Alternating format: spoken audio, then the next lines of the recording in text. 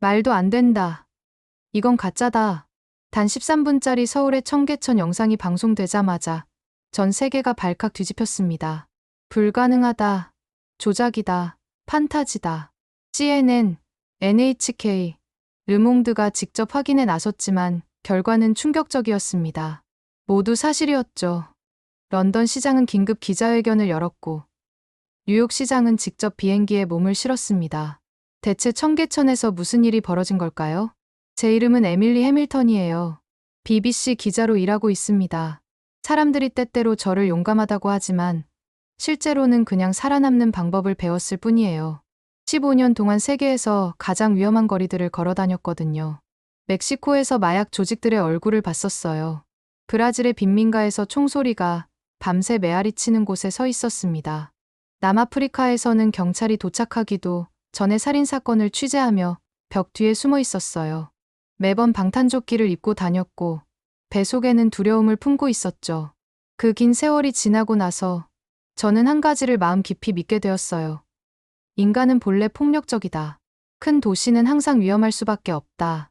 그 믿음이 제 방패가 되어 있었어요. 저에게는 그게 당연했거든요. 사람들이 가까이 모여 살 때마다 범죄가 있었어요. 돈과 권력이 모이는 곳이면 어디든 피가 흘렀어요.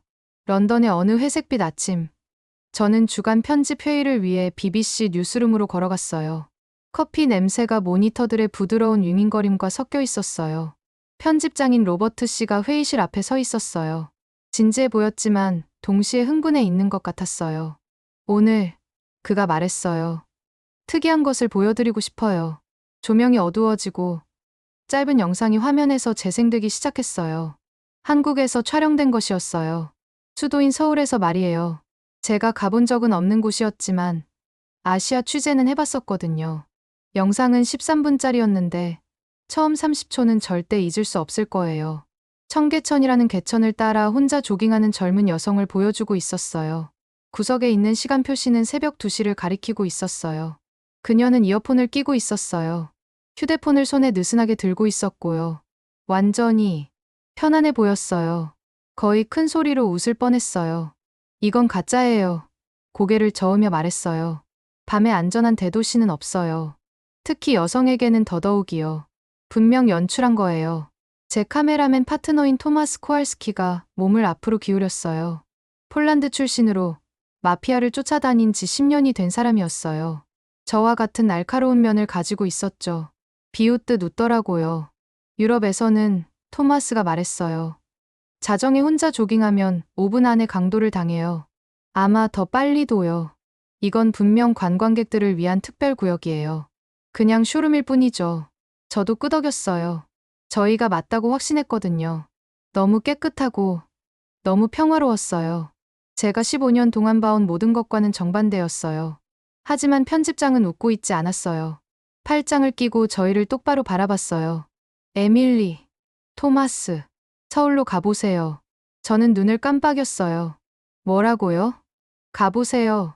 직접 눈으로 보고 이게 진짜인지 확인해보세요. 서울이 정말 안전한지 아니면 카메라와 통제로 만들어낸 착각인지 알아야 해요. 회의실이 조용해졌어요. 모든 시선이 저에게 집중되는 걸 느꼈어요. 제 첫 번째 본능은 거절하는 것이었어요. 저는 범죄 전문 기자였거든요. 라이프스타일 기자가 아니라요. 위험을 다루는 사람이었지. 잠자리 동화를 다루는 사람이 아니었어요. 하지만 제 안의 한 부분 호기심을 느끼고 있었어요. 의자에 등을 기대고 비웃듯 웃었어요. 좋아요.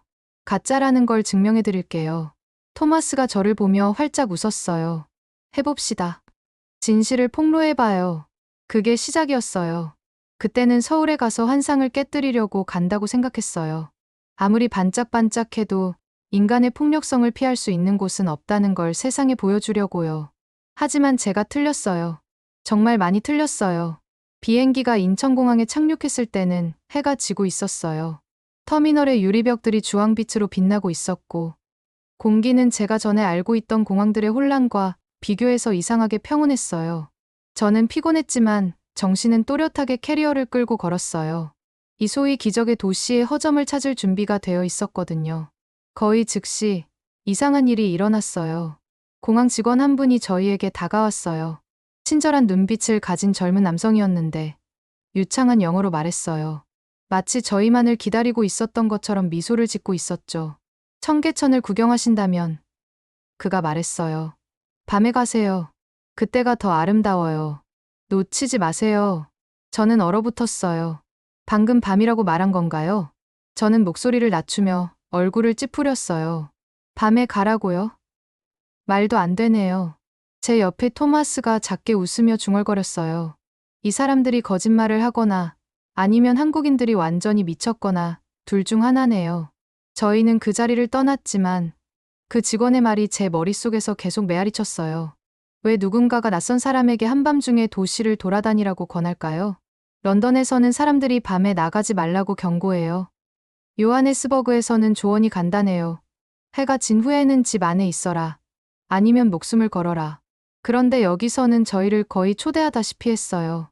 그날 저녁, 저희는 서울 시내의 호텔에 체크인했어요. 로비에서는 볶은 커피의 은은한 향이 났고, 벽들은 광택 나는 대리석으로 빛나고 있었어요. 리셉션 데스크의 정중한 젊은 여직원이 제게 방키를 건네주었어요. 아, 그리고 청계천을 구경하실 예정이시라면, 그녀가 자연스럽게 덧붙였어요. 새벽 5시쯤 가보세요. 일출이 정말 멋있고, 많은 사람들이 조깅을 할 거예요. 최고의 시간이에요. 저는 그녀를 멍하니 바라봤어요. 먼저 공항에서, 이제 호텔에서도 이 도시의 모든 사람이 같은 이야기를 하도록 훈련받은 것 같았어요. 토마스와 저는 엘리베이터에 올라가며 쓴웃음을 지었어요. 다들 똑같은 말을 반복하네요. 그가 말했어요. 너무 좋아서 믿을 수 없어. 제가 중얼거렸어요. 그날 밤, 저희는 커튼을 치고 방에서 앉아 토론했어요. 내일 카메라를 가져가자. 제가 말했어요. 모든 걸 녹화해서 진실을 폭로하는 거야. 토마스가 고개를 저었어요. 아니야. 오늘 밤 가는 거야. 카메라 없이. 그냥 우리만. 만약 이곳이 그들이 주장하는 것만큼 정말 안전하다면 우리가 알 수 있을 거야. 저는 망설였어요. 한편으로는 의미 없는 산책에 에너지를 낭비하고 싶지 않았어요. 하지만 다른 한편으로는 호기심이 저를 앞으로 밀어붙였어요. 좋아요. 제가 말했어요. 가봅시다. 밤 11시에 저희는 호텔을 나섰어요. 밖의 거리들은 아직 활기차게 살아있었고 네온사인으로 빛나고 있었어요. 식당들이 문을 열고 있었고 사람들이 무리지어 걸어다녔으며 택시들이 라디오에서 흘러나오는 음악과 함께 지나가고 있었어요. 런던의 오후 8시보다도 더 바쁜 느낌이었어요. 더 조용한 게 아니라요. 모퉁이를 돌았을 때 그곳이 보였어요. 청계천이요. 개천이 은색 리본처럼 펼쳐져 있었고 어두운 하늘에 반짝이는 부드러운 조명들이 줄지어 있었어요. 다리들이 물 위로 아치를 그리며 놓여 있었고 계단들이 넓은 석조 길로 이어져 있었죠. 그리고 사람들이 그곳을 가득 메우고 있었어요. 저는 발걸음을 멈추고 잠깐 숨을 쉴 수 없었어요. 가족들이 산책하고 있었고 아이들이 물을 가리키며 웃고 있었어요. 연인들이 벤치에서 커피를 마시며 서로 속삭이고 있었고요. 학생들이 무리지어 앉아서 간식을 먹으며 수다를 떨고 있었어요. 심지어 부모들이 밤 공기 속에서 평온하게 잠든 아기들과 함께 유모차를 밀고 다니고 있었어요. 거리의 음악가들이 다리 근처에서 기타를 연주하고 있었고 그들의 목소리가 물의 부드러운 소리 위로 떠다니고 있었어요. 음식 가판대들이 산책로 곳곳에 줄지어 있었고 구운 고기와 달콤한 빵 냄새가 공기를 채우고 있었어요. 위험하지 않았어요. 어둡지 않았고요. 비어있지도 않았어요. 축제 같은 느낌이었어요. 저는 속삭였어요. 불가능해요. 토마스가 제 옆에서 똑같이 충격을 받은 채로 서 있었어요. 저희는 천천히 걷기 시작했어요. 너무 빨리 움직이면 이 장면이 사라질까봐 두려워하는 것처럼요. 한 발 한 발 내디딜 때마다 충격은 더 깊어졌어요. 한 벤치에서는 한 남성이 작은 램프 아래서 두꺼운 책을 읽고 있었어요. 다른 벤치에서는 젊은 여성이 노트북으로 열심히 타이핑하고 있었는데 가방을 옆에 열어둔 채였어요. 그런데 바로 저희 앞에서 한 여성이 일어나서 값비싼 노트북을 벤치에 그대로 두고 화장실 쪽으로 걸어가는 거예요. 저는 멈춰 섰어요. 토마스, 봤어요? 방금 노트북을 그냥 두고 갔어요. 그가 몸을 앞으로 기울이며 눈을 크게 뜨고 말했어요. 바르샤바에서는 그 노트북이 2분 안에 사라졌을 거예요. 어쩌면 더 빨리도요. 저희는 누군가가 그걸 채갈 거라고 거의 예상하며 기다렸어요. 사람들이 지나다녔어요. 아무도 쳐다보지 않더라고요. 몇 분 후에 그 여성이 돌아와서 앉아서 계속 타이핑을 했어요. 노트북은 그녀가 둔 그 자리에 그대로 있었어요. 제 가슴이 답답해지는 걸 느꼈어요. 정말 이런 일이 일어날 수 있는 건가요? 그러고 나서 가장 큰 충격이 왔어요. 자정, 대부분의 도시들이 침묵이나 위험 속으로 가라앉는 그 시간에 젊은 여성들이 길에 나타났어요. 그들은 운동화를 신고, 이어폰을 끼고, 운동복을 입고 있었어요. 혼자서 미소 지으며 자신 있게요. 마치 한낮인 것처럼 조깅을 하고 있었어요. 저는 스스로를 제어할 수 없었어요. 앞으로 나아가서 그 중 한 명, 30대쯤 되어 보이는 여성에게 손을 내밀었어요. 실례합니다. 저는 조심스럽게 말했어요. 이 시간에 혼자 뛰는 게 무섭지 않으세요? 그녀는 이어폰을 빼고 놀란 표정으로 저를 바라보더니 친절하게 웃었어요. 무서워요. 왜요? 여기는 청계천이에요. 여기는 안전해요. 모든 사람이 서로를 돌봐줘요. 그녀의 목소리는 차분하고 확신에 차 있었어요. 마치 제 질문이 그녀가 들어본 것 중 가장 이상한 것인 양이었죠. 그녀는 손을 흔들고 이어폰을 다시 끼고 빛나는 밤 속으로 뛰어가 버렸어요. 저는 얼어붙은 채로 서 있었어요. 제가 수년간 입고 다닌 오래된 믿음 그 갑옷이 갑자기 무겁고 약하게 느껴졌어요. 정말 사실일 수 있을까요? 사람들이 서로를 신뢰하는 곳이 있을 수 있을까요? 안전이 두려움이 아니라 배려에서 나오는 곳이요? 웃음소리, 음악, 그리고 뛰는 발걸음 소리가 제 주변 공기를 채우고 있었어요. 제 심장이 혼란과 믿을 수 없음, 그리고 어쩌면 희망의 첫 번째 불꽃과 함께 쿵쾅거렸어요. 서울에서의 첫 밤이 저를 흔들어 놓았어요. 불가능하다고 생각했던 것들을 봤거든요. 자정에 유모차에 탄 아기들, 방치된 노트북들, 두려움 없이 혼자 조깅하는 여성들, 마치 다른 세계로, 너무 좋아서 현실이 아닌 것 같은 꿈속으로 들어온 느낌이었어요. 하지만 기자로서 저는 눈으로 본 것만 믿을 수는 없었어요. 증거가 필요했어요. 확실한 증거, 운이라고 설명할 수 없는 무언가 말이에요. 그래서 다음 날 밤, 토마스와 저는 실험을 계획했어요. 이 도시가 정말 안전하다면 제가 그에게 말했어요. 우리 실험을 견딜 수 있을 거예요. 아니라면 진실을 폭로하는 거죠. 토마스가 활짝 웃었어요. 좋아요. 서울에게 최고의 도전을 해봅시다. 실험 1 지갑 테스트. 저희는 간단한 것부터 시작했어요. 개천 근처 벤치에 지갑을 하나 놓았어요. 안에는 진짜 현금을 넣었어요. 다른 어떤 도시에서도 몇 초 만에 사라질 만큼 충분한 금액이었죠. 저희는 가까운 곳에 숨어서 작은 카메라를 준비했어요. 사람들이 지나갈 때 제 심장이 쿵쾅거렸어요. 학생 무리가 벤치 근처에 멈춰서 수다를 떨며 웃고 있었어요. 그 중 한 명은 심지어 지갑 바로 옆 벤치에 기대기까지 했어요. 그러고는 지갑을 쳐다보지도 않은 채 그냥 가버렸어요. 다음에는 나이 든 남성이 앉았어요. 휴대폰을 꺼내서 잠시 보다가 일어나서 갔어요. 지갑은 그대로 있었어요. 10분이 지났어요. 20분. 여전히 아무것도 일어나지 않았어요. 마침내 나이 든 여성분이 지갑을 발견했어요. 저는 숨을 참았어요. 그분이 천천히 걸어와서 주변을 둘러보았고, 잠깐 저는 이제 됐다. 가져가실 거야 라고 생각했어요. 대신에 그분은 지갑이 떨어지지 않도록 벤치 안쪽으로 살짝 밀어주셨어요. 그러고는 걸어가 버렸어요. 저는 믿을 수 없다는 표정으로 바라보고 있었어요. 걸어가서 지갑을 집었는데 그 여성분이 돌아보시더니 저에게 미소를 지으셨어요. 조심하세요, 아가씨. 한국식 영어 억양으로 말씀하셨어요. 또 잃어버리지 마세요. 그분의 친절함이 제 의심을 뚫고 들어왔어요. 가슴이 답답해졌어요. 런던에서는 그 지갑이 1분도 안 되어서 사라졌을 거예요. 실험 2 가짜 응급 상황. 다음으로 저희는 좀 더 극적인 것을 시도했어요. 토마스에게 말했어요. 제가 기절하는 척할게요. 누군가 신경 써주는지 봅시다. 사람들이 꾸준히 지나다니는 곳을 선택했어요. 저는 배를 움켜잡고 비틀거리다가 바닥에 쓰러졌어요. 제 몸이 차가운 석조 길에 부딪혔어요. 눈을 감고 기다렸어요. 오래 걸리지 않았어요. 60초 안에 누군가의 손길이 느껴졌어요. 아가씨, 괜찮아요? 남성의 목소리가 물어봤어요. 누군가가 제 손목을 들어서 맥박을 재고 있었어요. 다른 사람은 자신의 재킷으로 저를 덮어줬어요.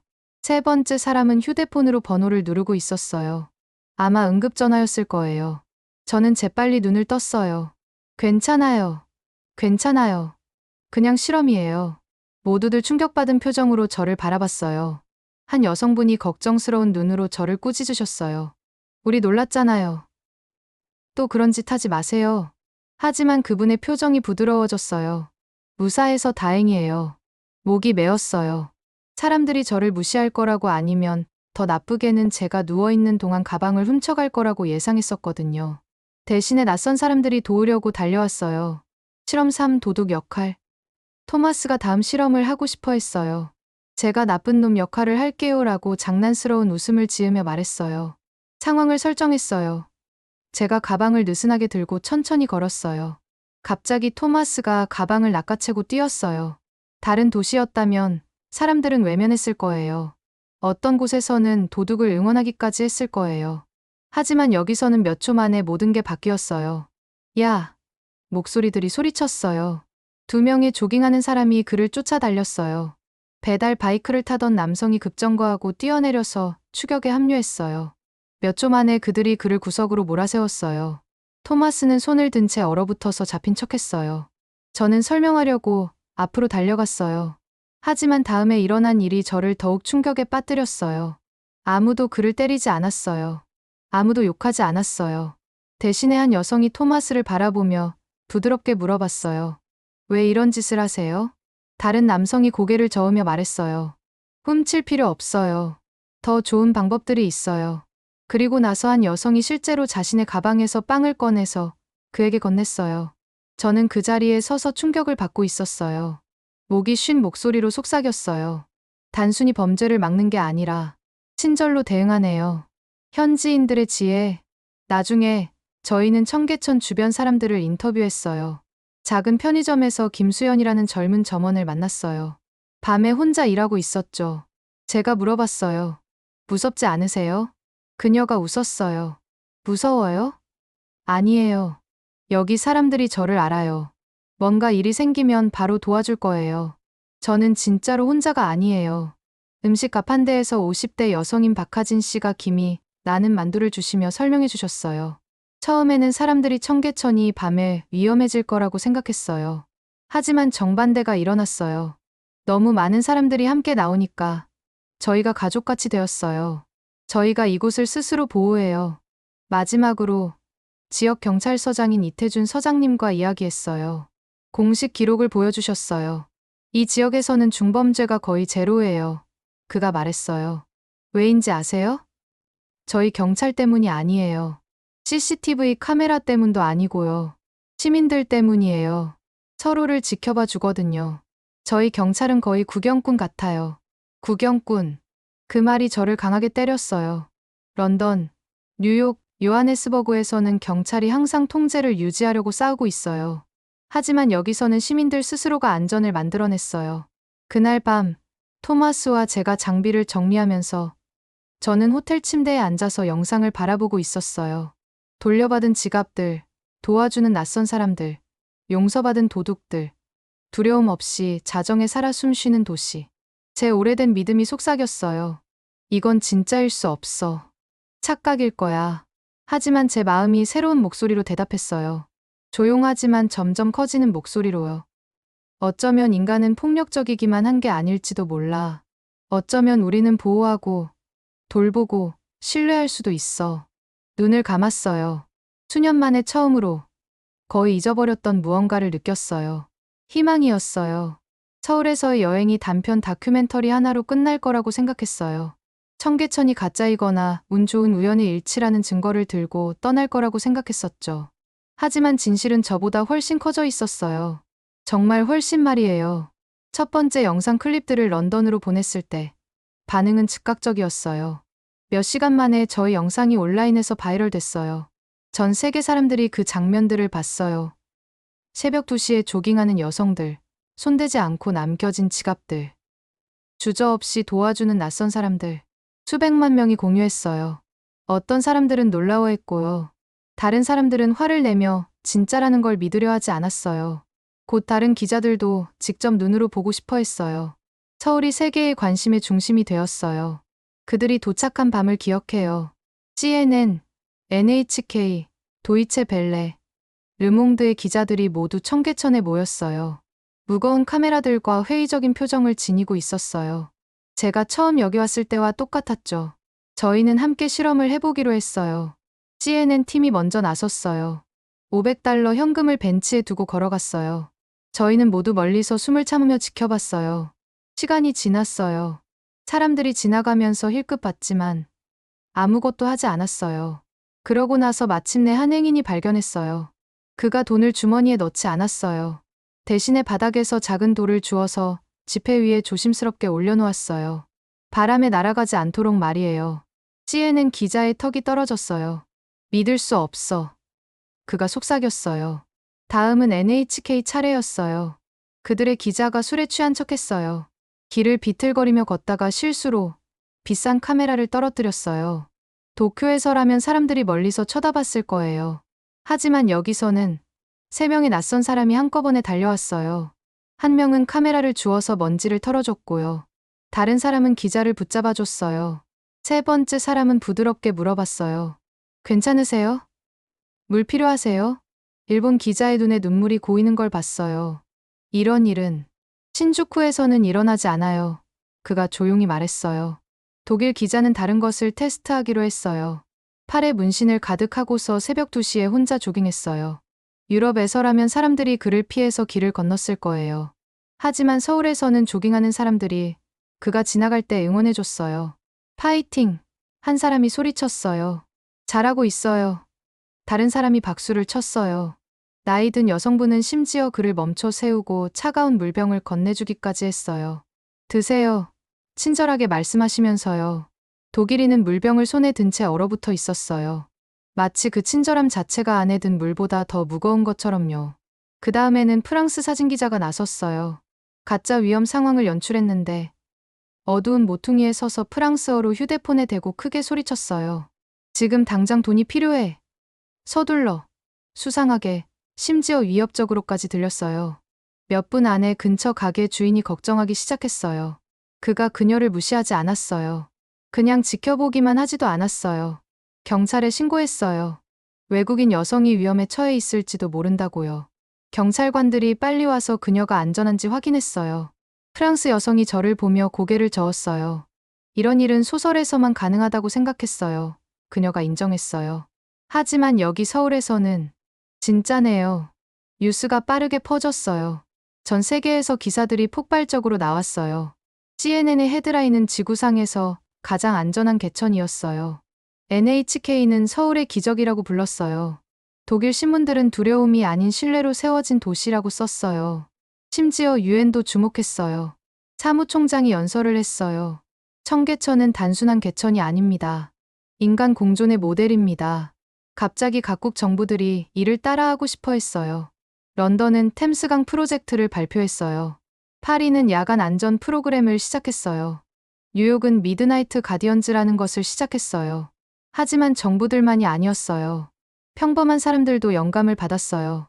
로스앤젤레스에서는 한국계 이민자들이 청계천을 모델로 한 지역 순찰대를 시작했어요. 그들은 무기를 들지 않았어요. 음식과 물, 그리고 따뜻한 미소를 가지고 다녔어요. 3개월 안에 LA에서 가장 위험한 동네 중 한 블록의 범죄가 제로로 떨어졌어요. 세계가 한국의 비밀을 배우고 있었어요. 반년 후에 서울로 돌아왔을 때 저는 더 이상 한밤중의 안전이라는 아이디어를 비웃었던 그 여성이 아니었어요. 기자로서 온 것도 아니었어요. 믿는 사람으로서 온 거였어요. 청계천에서 최광수 씨를 만났어요. 온화한 눈빛을 가진 노인분이었어요. 자원봉사 순찰대의 일원이었는데 무기는 들고 다니지 않으시고 그냥 손전등만 가지고 계셨어요. 그분이 자신의 이야기를 들려주셨어요.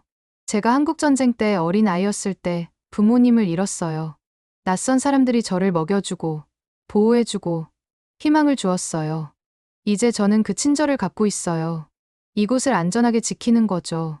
그분의 말이 제 마음 깊이 파고들었어요. 그때 깨달았어요. 청계천의 기적은 기술에 관한 것이 아니었어요. CCTV 카메라나 심지어 경찰에 관한 것도 아니었어요. 신뢰에 관한 것이었어요. 친절에 관한 것이었어요. 낯선 사람도 가족이 될 수 있다는 믿음에 관한 것이었어요. 어느 날 아침, 해가 개천 위로 떠오르는 다리 위에 서 있었어요. 황금빛이 물에 반사되고 있었고, 가족들, 조깅하는 사람들, 학생들이 하루를 시작하는 모습을 봤어요. 스스로에게 속삭였어요. 런던, 파리, 뉴욕, 언젠가는 너희들도 이렇게 될 수 있어. 여기서 일어날 수 있다면 어디서든 일어날 수 있으니까. 그리고 수년 만에 처음으로 진심으로 믿었어요. 오늘의 사연은 여기까지입니다. 앞으로도 감동적인 이야기로 찾아올게요.